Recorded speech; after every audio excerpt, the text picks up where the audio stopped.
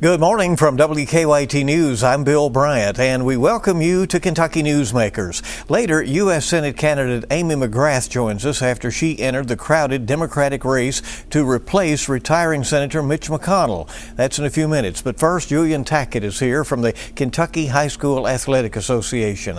It's a time of change in high school sports, a shot clock in basketball and super regionals being talked about. The KHSAA has a lot to manage, including safety and the rules for sports.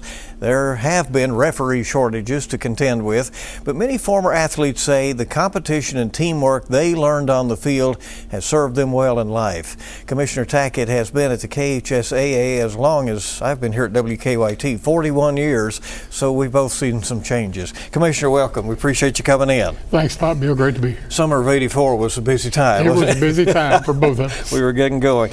What does sports provide to young Kentuckians that nothing else really can?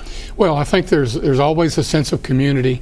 There's a sense of belonging, and I think most of the time sports teaches the most important thing, and that is you can't do anything by yourself. You have to have teammates. You have to have help. Just like you around here, you have to have your crew. You have to have people that never get in on the camera.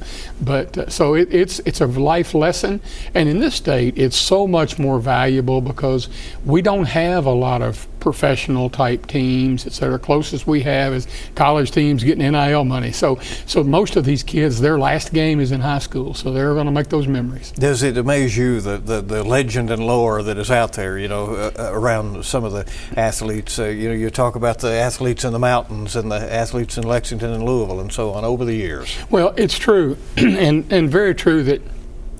I talk all the time that sometimes I want to get on social media and say there were things that happened before Twitter. But athletics really does show that. People can still remember. I always say in small towns in Kentucky, they know who was born last week, who died last week, and when was the last time they played in the Sweet 16. And they know every athlete, and they know every star. And it is folklore, and it's a source of pride for so many people. What are the KHSAA's responsibilities in governing scholastic sports? Well, it's a little bit like herding cats, but we've got 290 members. I've got a friend of mine that works at the SEC office, and I remind him that he can send a memo out and 16 people will say yes sir, and we could send out money and they would debate about the amount. But it is trying to regulate as fair a competition as possible. Fair doesn't mean everybody gets a chance to win. Fair means that it's at least played by the same set of rules, and we spend all day doing that. And since I started, we've doubled the number of things we have. So it's a responsibility that we take very seriously, and it takes our full team to do it. A challenge at times, and there are rules that some will want to quibble with, I'm sure. Oh, everybody that's ever been in a batter's box in Little League is an expert in rules, and so they will try to step in and do whatever under the guise of helping everybody. They're trying to find something that helps them, and we have to keep an eye out for that. But people are always pushing the window. We live now in a world where everybody knows the rules. They're published. We don't hide them from anybody. So they're going to go right up to the line and maybe take a half a step across and look and see if anybody's looking. But what we are is a self-governing membership organization. So they keep each other in check pretty well. The state auditor earlier this year said that KHSAA does not have a system of tracking Title IX related complaints and some other areas that they said needed to be addressed. Are you addressing those things? Oh, yeah. We're looking at some systems that can do it. The truth is, and the auditor's aware of this, our staff was ultra cooperative with us, but we don't get a lot of those, but we should have a systematic way of doing it. We've got a couple of leads right now on something. We don't have any this current year, but by the end of this year, we should be able to produce a report if anybody wants it. Certainly, we produce reports all the time for the General Assembly and the State Board of Education. We're glad to cooperate with them. That audit also addressed tracking abusive situations and said that you could be doing a lot more there. Well, I think more than anything, we spent some time with their staff and the Department of Education's working with us about what our authority really is, because we're more of a referral agency than we are. We're not an investigative agency. We don't have that authority nor that power. So what we have to do is when we get written responses, we get written things about those things that might be. We got to be sure they get to the right people. So we're working on finalizing processes since that report came out and getting our board to look at them and make sure they're comfortable. The problem really with some of this is that most of the people that have been in the news about these things are not our employees, and we don't have a lot of jurisdiction. They're actually local district employees. So we've got to find a way to get the district the information, but also get these other agencies the information so we can feel comfortable it's acted on by people that do have that authority. House Bill 181, which is now the law, restricts school employees and student communication, and there's some talk of tweaking that law once the legislature comes back in January. Has it caused challenges for coaches and volunteers and others in communicating with student athletes? Well, it's settled down now that the school year is going. During the summer, when a lot of the districts had not had their policies finalized, and there's a whole lot of, as there should be, there's a whole lot of learning from each other that goes on within school systems. And I think there were people waiting to see what somebody else did, to see if that works for them. Now that they have their policies in place, I think that it's interesting you bring up the abuse situation, because a lot of times coaches are the ones that kids will confide in when there's something wrong going on. And the coaches feel left out of that right now. I think from the legislators that we've talked to, there's definitely going to be some adjustments. There may be some standardization.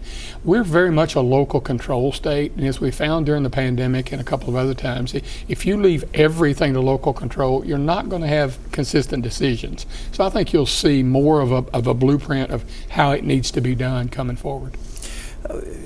There are some changes coming on the court. High school basketball will get a shot clock soon. What's the idea behind that change? Well, I think we're up to 31 or 32 states in the country that are now using the shot clock in some form, and we continually heard from people that would contact our office, contact our board members that, Kentucky's a basketball state. Why should we be last on this kind of change? Fans have clamored for this change for a while. There are some administrators who probably are rightfully worried that it's going to be a rich get richer thing with the faster pace and not being able to use coaching to keep things equal. But they've got till 27, 28 to figure it out. And our board went on record as saying we're going to go ahead and play by that then, and we'll see how it goes. Some also said it may be an additional cost to have somebody running that clock, right? Well, it's interesting because the two things that we heard the whole time is the cost of the clock, which with the right local support is negligible. It's anywhere from $3,000 to $5,000, $6,000, and these are schools that are paying substantial amounts for videotaping, so they'll figure the money part. The extra worker is a problem. I've been in a lot of our small gyms in the state where there's probably not room for another person. This is by far the most skilled person. They've got to pay the most attention. We don't in our state actually have a lot of schools that pay those workers. What I would encourage your viewers and anybody else to do is, if they really wanted this rule, volunteer to help a school at the table. Offer to help them this first couple of years getting it phased in. You wanted it so bad, and I think that our schools are going to do okay. There's a core group of schools that don't spend a lot of money, use a lot of resources on athletics. Even basketball, that I think may struggle a little bit. They may struggle at the freshman and JV level. But it is funny how there was a lot of clamoring before the final decision, and now the decision's been made. Every inquiry that I've had, every question anybody's submitted to either one of us in the office that handle basketball, is more about we're moving forward. Where do we get this? What do we do here? So I think that they're looking forward. We're going to have some training material produced by December of this year that will let them know how they can start training those clock operators. And I think it's going to be a pretty smooth transition. Speed up the game. Absolutely, it certainly will. We have also heard there's a proposal for super regionals. Now, that would mean every school would make it to the regional? Is that how it would work? There's a couple different ways they're doing it. The first sixth region in Louisville, the west side of Louisville, has implemented it in 4 sports now, and they are eliminating the district tournaments and having everybody go to the region. And it's a way to kind of equalize the money made during those tournaments, maybe spread it among all the schools. In the 15th region, which was the first one that really tried it full blown, they maintained the district tournament for the local flair. It's very important to those small communities. They wanted it, and they're still doing a bigger regional. So it's a lot more work what they're doing, but they're trying it. We know the 11th region has expressed some interest in it right right here in Lexington, and we'll see how those discussions come out as those schools get to drive that decision. I know you were dealing with a referee shortage, especially right after the pandemic. Is that worked out, or is there something else that concerns you in that regard? Well, I think right now we are, if you were sitting on a beach, we had the big wave of leaving right after COVID, people that set out because of all the COVID stuff and then said they didn't realize how much free time they had and they didn't go back to it. We have a second wave coming because we have an aging officiating population. Average age of most of our varsity people in several sports is somewhere between 45 and 60. That means retirements are coming. So because the kids' speed never changes, the referee's speed sometimes does, and so it's going to be interesting to see how that next wave hits us. Harder to get up and down that court, right? It does. You make better choices with angles. As you watch college sports become much more commercial, the NIL deals that are out there, the sponsored venues, do you see that trickling down to high school at some point? I think you already have a little bit of the sponsorship stuff. And ironically, I think a lot of our schools have left sponsorship money on the table for years. They wanted to keep it perfectly pure. In reality now, the current economics are making them look at things they didn't look at before. We know that to pay the players, we're going to fight till the last minute to keep that from happening, because we know how divisive that is in locker rooms. When one kid's getting something and the other kid's not, and it's not a good thing for the high school community, and especially when you look at the fact the NCAA tells us that 6% of people play beyond college in some way. So that means 94% their last games at the high school level. So is money really the driver there, or what is there really a reason to let it in? We've worked very closely with our legislature as they passed NIL bills that allowed for the collegiate things to happen. They've kept the high schools blocked out, and we really appreciate that. They know how valuable it is in these communities, and they don't want to start. What do you see ahead for high school athletics, boys and girls? I think you're going to see the push. I don't believe it's going to get any better. For the fans who think that no kid should ever be able to transfer, the situation is probably not going to get any better in their eyes.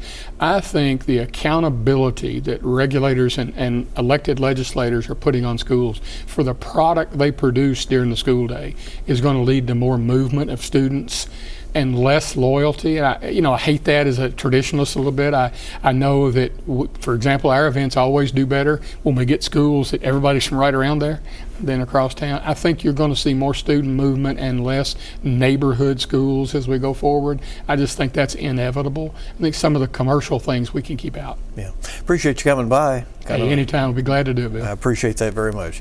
Julian Tackett is the commissioner of the KHSAA. Stay with us in just a moment. We're back with Democratic U.S. Senate candidate Amy McGrath. Kentucky Newsmakers will continue.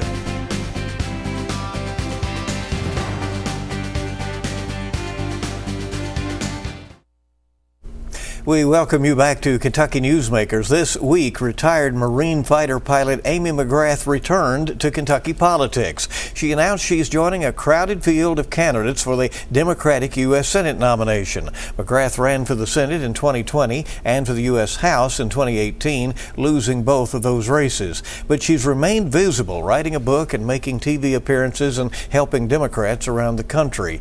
Now McGrath is returning to the campaign trail. She says she is in this race to win and to call attention to issues she says Kentuckians are dealing with in their everyday lives. Welcome. We appreciate you coming in. Great to be with you. What has been the reaction since you've jumped back into politics this week? It's been great. I think a lot of people are exhausted with what's going on. There's so much chaos. Many people feel like we're not headed in the right direction. And so I think, getting back out there, the reception I've gotten has been fantastic, where people are like, finally, we've got somebody fighting. We got somebody standing up to be our voice, because there's so much going on that hurts Kentucky right now. And so I'm excited to get back out there. There's been some criticism, as you know. She's done this before. Why again? Well, I was a Marine, and sometimes when you get kicked down, you don't just stay down, right? You get back up. And I think with everything that's going on, when I jumped into politics the first time, I jumped in because I believed we needed better leaders in this country. And things have not gotten better, Bill. things have gotten worse. And I'm not somebody that runs away when there's a tough mission to be had. We need to stand up right now, and Kentuckians deserve a senator with decency and courage who has the backbone to stand up for Kentucky against these stupid tariffs that are just like shooting ourselves in the foot, against this bill that was just passed that absolutely crushes health care in our state, and our fellow Kentuckians take the brunt of that. And so to me, it's about standing up, being a voice for Kentuckians. And look, I'm battle tested. I've been battle tested on the battlefield and also in the political arena. I've gone toe-to-toe against Mitch McConnell, as you know, and toe-to-toe against Washington insiders. And I think it's super important right now that we have somebody that stands up and is a voice for Kentucky. What did you learn on the campaign trail over the years that you will apply in this race? Yeah, I think, look, I learned so much when I was out there as a candidate. I'm not somebody who grew up within a political party. And what I love the most is being a voice for everyday people. And right now, I think we have to tell the truth. We have to have people that stand up and just say enough is enough. It's not even about party right now. So many people are just tired of both sides. And they just want government to work. I mean, what are we on? How many shutdowns have we had in the last couple of years? This is crazy. I look at this race as compared to, say, 2020. Mitch McConnell saw the writing on the wall. People want change. They didn't want him. And he stepped down and left this open seat. And what we've learned is Kentuckians will vote for the best candidate, no matter whether they have a red jersey or a blue jersey, and we've shown that as they elected Governor Beshear, as we elected Governor Beshear. And I think this is a different time and a different race in a midterm. And it's so important for Kentucky. Let me ask this. President Trump carried Kentucky by 30 points less than a year ago. He's carried it 3 times by large margins when he has run. How do you win by criticizing him? Well, I'll tell you what, Bill. I talked to a lot of Trump voters, a lot of people in Kentucky, and here's what I hear. These tariffs, that's not what Kentuckians voted for. Nobody wanted that. Nobody voted for higher prices. These guys went into office. They were voted into office to lower prices. He was voted into office to take on inflation. And what have we seen? We have seen higher prices for beef, pork, grocery, you name it, auto industries, and it's hurting Kentucky. Okay? And what these guys on the other side, they do not have the backbone to look at the president and say, Mr. President, this is hurting my state. Because they just want to please that one guy in Mar-a-Lago. And so that's not me. And I feel like a lot of Kentuckians get that. The other thing is Kentuckians didn't vote for their health care to go away. It was promises made and promises broken. They said they wouldn't go after Medicaid. They said they wouldn't go after Medicare. They said they wouldn't go after Connect. Guess what? They're going after it all. And we are on the verge of losing 35 rural hospitals. We're on the verge of having 200,000 Kentuckians without health insurance. I mean, this is not what people voted for. Do you detect that there has been a political shift that quickly, or is that your hope that there has been a shift? I know it's a shift because I've been out there talking with Kentuckians. And, you know, people, like I said, who even voted for this president, it doesn't mean that they don't want him checked. You know what I hear a lot? He's gone too far. It's chaos. This isn't what I voted for. And that, I think, is a really important distinction.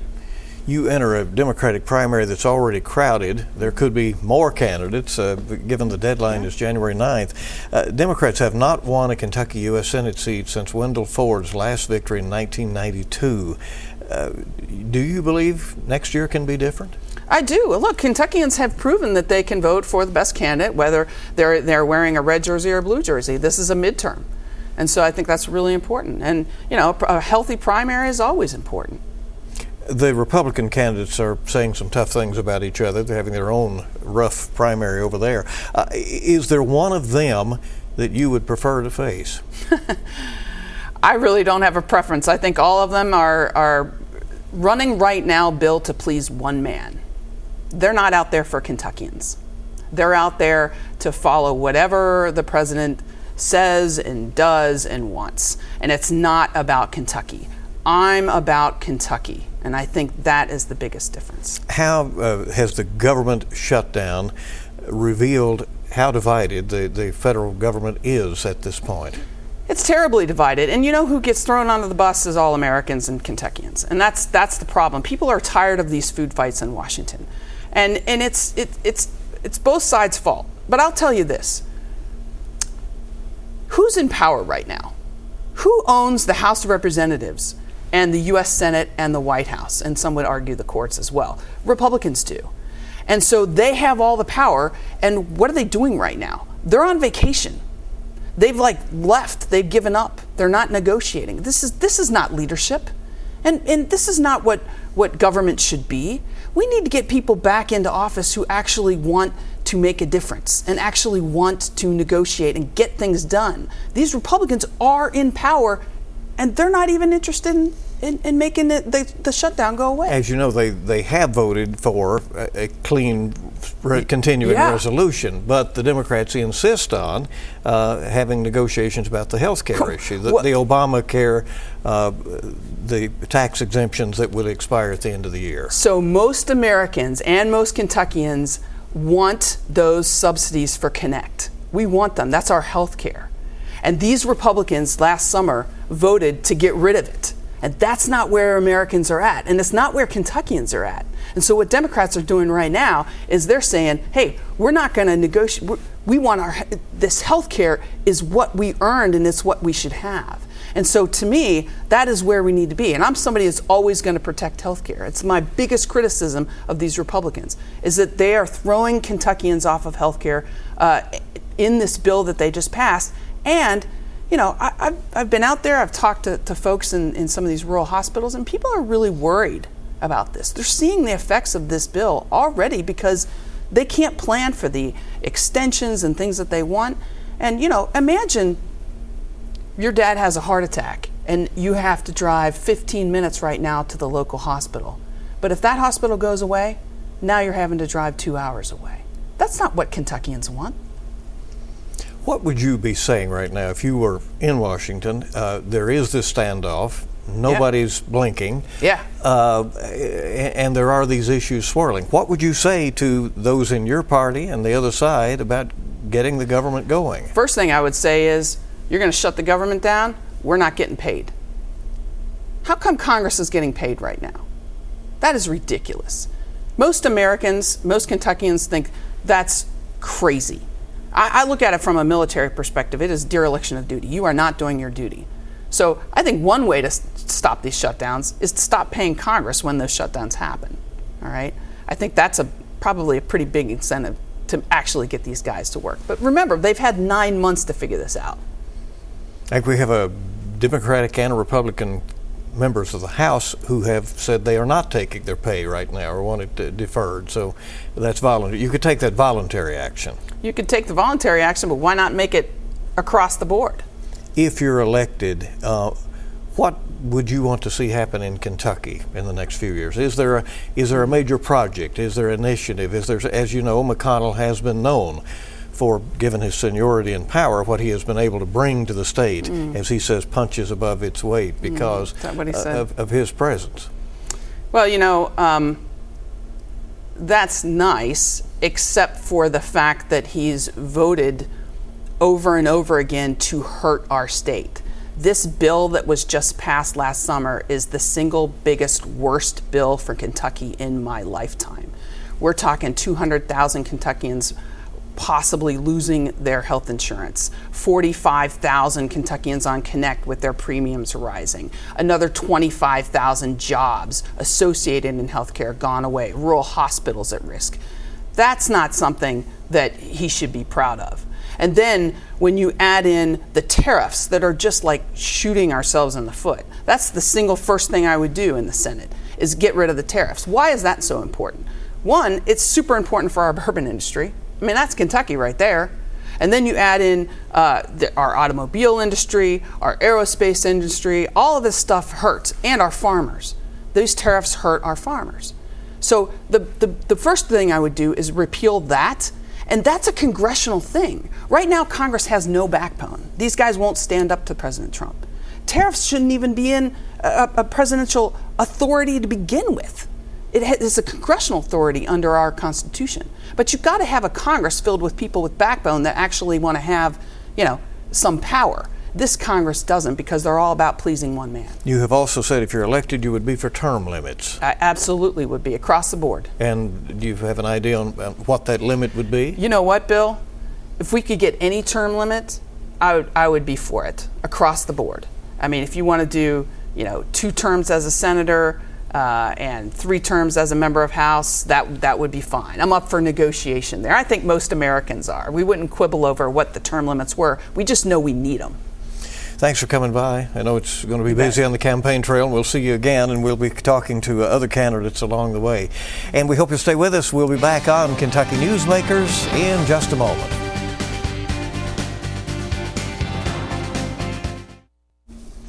Well, I guess we're already covering campaign 2026, right? And the 2026 legislative session, which is coming up in January. So we will continue in that vein with our list of guests in the weeks to come. We want to thank you for joining us for this edition of Kentucky Newsmakers. Reminder that the news is always on at WKYT.com, and then join us on air and streaming on WKYT Plus for all the latest. And you make it a good week ahead.